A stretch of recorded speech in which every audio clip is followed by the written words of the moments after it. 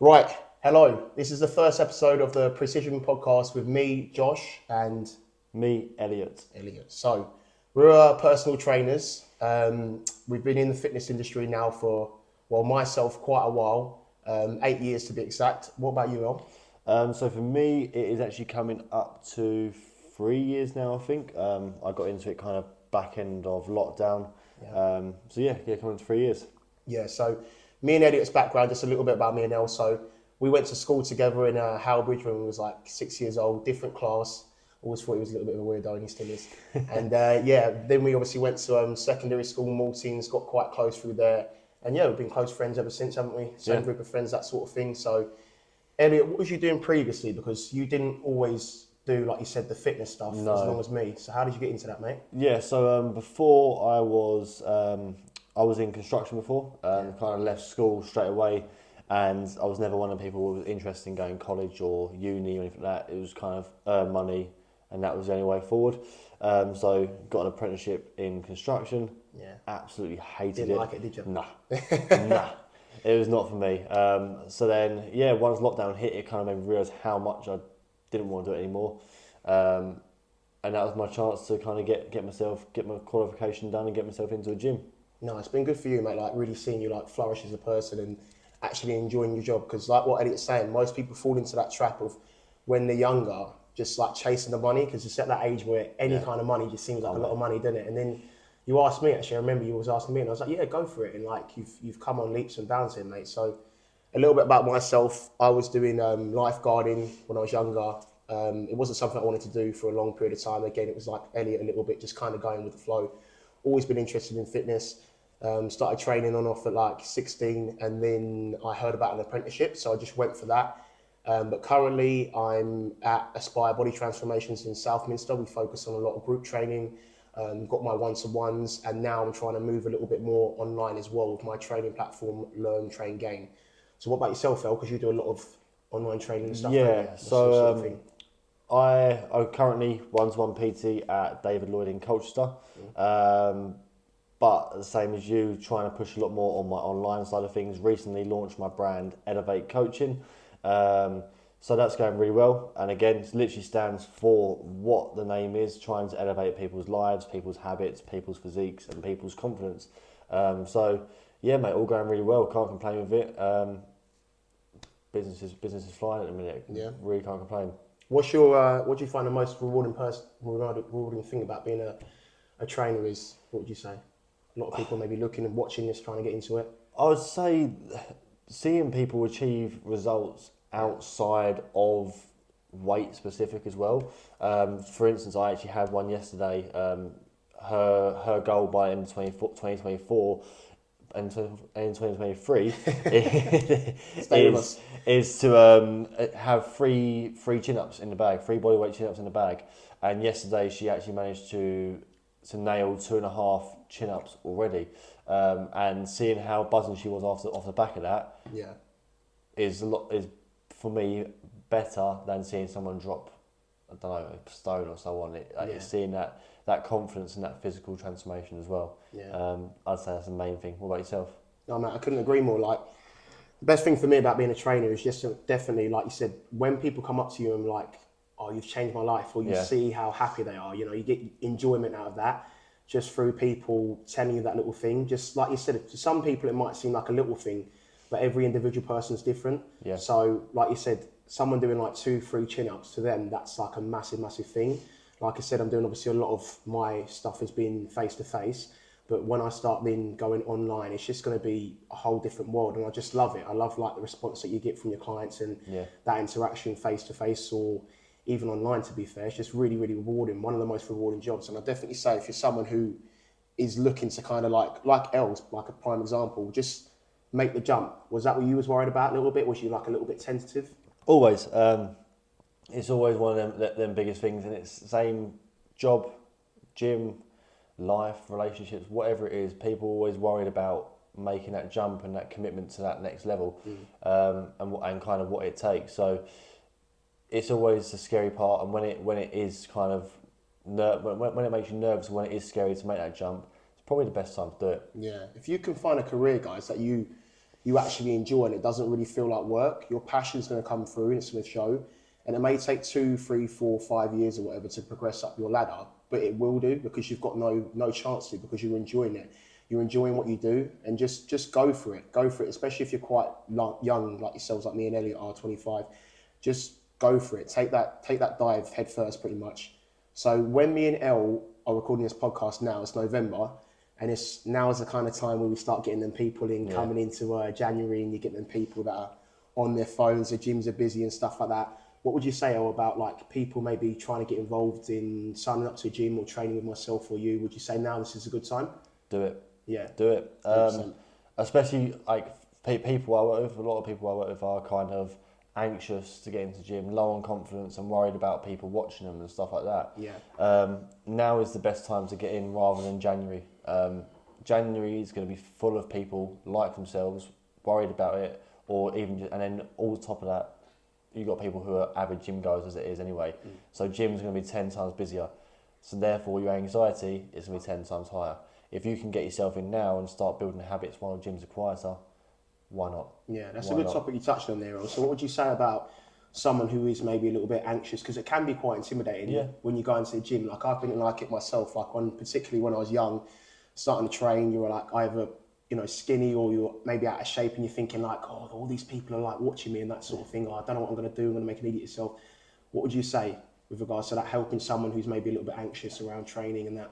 It's one of them hard things, isn't it? Because the average PT or the average gym bro out there would go, oh, just crack on with it. Yeah, yeah. But it's easy for them to say that. yeah, like it almost is and it isn't. There's ways around it. Like 'cause the best thing I always go by is starting small and starting with maintainable things. So a biggest thing could be literally walking yourself into that gym door and chucking yourself on a treadmill for 10 minutes. It's a win. You've got yourself in a gym and you got yourself in there.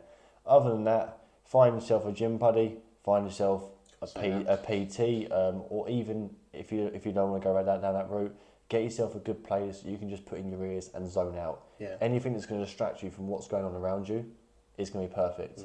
And then the last one is have a plan in place so you don't go in there and second guess anything. You know you're going in there and you're training with intent and purpose. You've got that, and that's it. Then you're out. So they're probably my 3 biggest ones. It as it is, it's nothing overly crazy. The biggest thing I would always say is the people in there who look the biggest and scariest. Yeah. They're usually the nicest ones. I was going to say that, literally, you hit the nail on the head there, mate. Like, people, when I was younger, like, people would always come up to me and just say, oh, you're doing... They want to help, not in, like, an intimidating way or anything like that. They'll come up to you and they'll help you in a nice way. Like, people, you've got this perception of people that someone's looking at you and you feel like they're looking at you for, like, a minute. It's probably, like, 5 seconds and it's just caught your attention across the gym. If you're ever nervous about something, go and ask them people. People will be more than happy to help you. And don't feel intimidated. I know it's easy for me to say, but people will respect you going down the gym because we've all started off somewhere and you're trying to better yourself. So ask for help. Like Elliot said, go and train with someone that you like and you get along with. They might be in the same position with you as well. They're just starting off.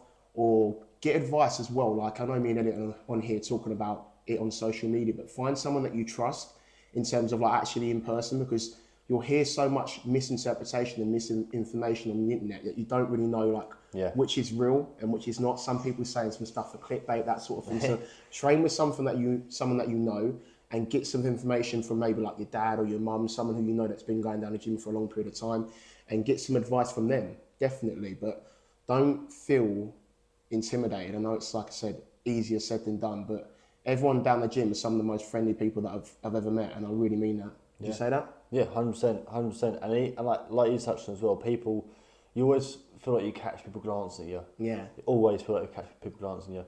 And one thing I've learned, and I'm guilty of this myself, is I'm a people watcher. I have ADHD.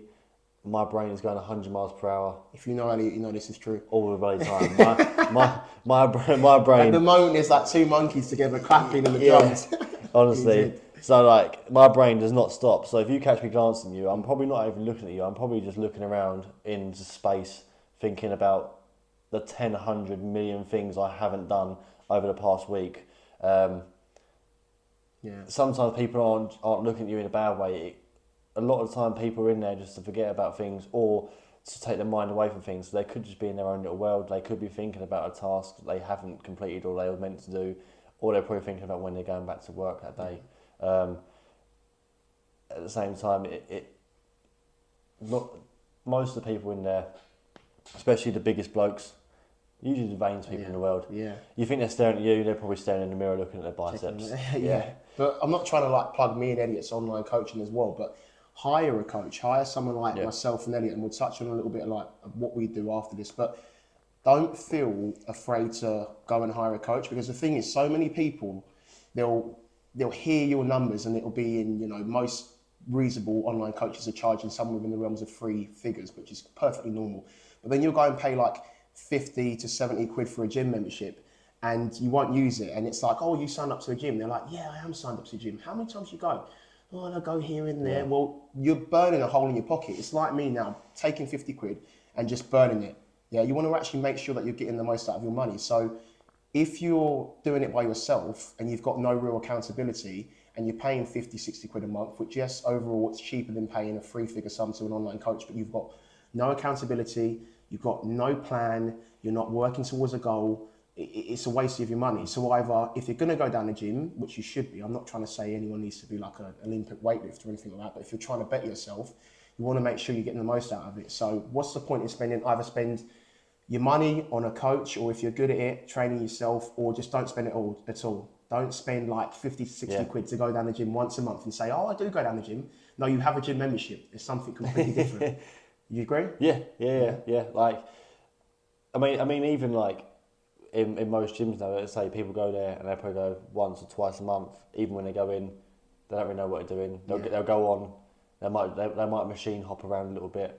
And then it's like... A few sets on the phone. Yeah, a few sets on the phone. Fun day. They'll sit there on their phone and easy distracted, like myself, as always. But easy distracted, they'll go off on wind, maybe do one set and then go off on something else. Or they'll just go on a treadmill and plod along on there. Again, it's not a right or wrong way, but you want to make sure that... Because most people are time crazy at the minute, yeah, right? 100%. We're always saying, I haven't got time. So when you're in the gym, you want to make sure that you're making the most of that time and making it about you, not still messaging your missus or messaging people at work or messaging your mum and stuff like that. Go in there, lock your earphones in and be there for you and for you only, because you don't get much time for yourself nowadays. Yeah. So touching base on what you mentioned briefly about your online coaching, because some people watching this might be interested. What's your sort of demographic? What sort of people are you targeting? So my demographic, usually, I aim to work with people, women between the ages of around 25 to 35. That's not saying I don't work with people older. Ageist. Yeah, see? 2023 now, I've got to sort it out. But I usually work with those.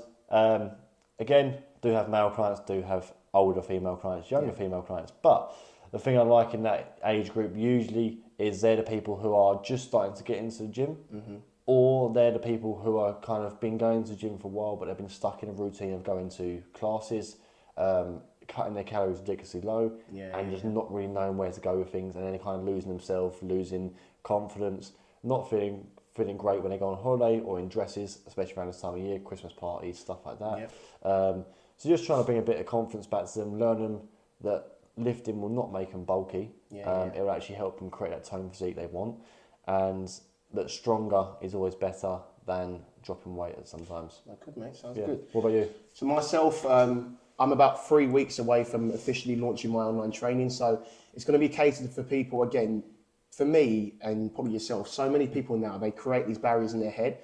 So it's like they'll create 100 different excuses as to why they can't train. So I'm just trying to really minimize them barriers. So I understand a lot of people do calorie count, but also a lot of people don't calorie count because it can be quite time consuming, weighing their food, that sort of thing. So mine's focused on not calorie counting if you're trying to lose weight, still putting you in a calorie deficit, but I'm doing that myself through my knowledge of nutrition and portion control, certain things like that. And then also making sure that the gym sessions are minimal. So like 3 times a week, no more than really 45 minutes. Again, just really minimizing these barriers so no one can say, oh, I haven't got the time. Well, you have now because you're not calorie counting, weighing your food.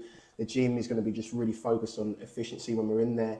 And yeah, just helping people who want to lose weight, but also improve their confidence when they're in the gym. Because you know what it's like, we've just touched on it, they're just so nervous for so many reasons. So yeah, I should be about 3 weeks away from officially launching that. And yeah, I'm really looking forward to it. It's a completely different part of my entity that I haven't experienced yet. Yeah, it's good, mate. But yeah, it's going into another topic and I'm looking forward to it. No. Yeah? Be excited, mate. Be excited. Oh, good. So I think we've wrapped that up for the first episode of the Precision podcast. And then we're going to be back on next week. So look out for that. But like, comment, share the video, and we'll see you soon. Bye, guys. See ya. Yes, out.